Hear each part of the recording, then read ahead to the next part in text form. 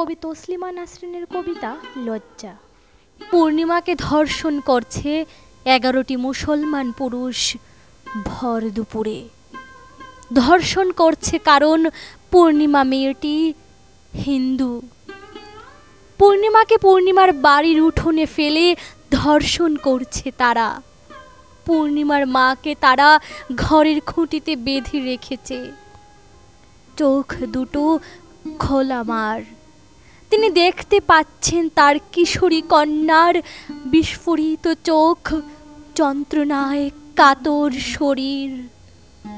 পূর্ণিমার বোনটি উপুর হয়ে পড়ে আছে, মাকে শক্ত করে ধরে। উঠোনে হুড়োহুড়ি।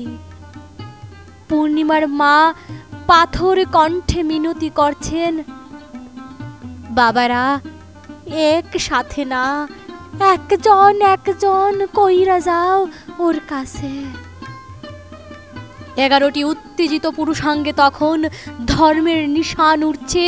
পূর্ণিমার কান্না চাপিয়ে পূর্ণিমার মার গ্রামের কুলবধূটির তুমুল চিৎকারে তখন দুপুর। দ্বিখণ্ডিত তিনি ভিক্ষে চাইছেন বাবাদের কাছে, যা করার আমারে করো, ওরে ছাইরা দেও।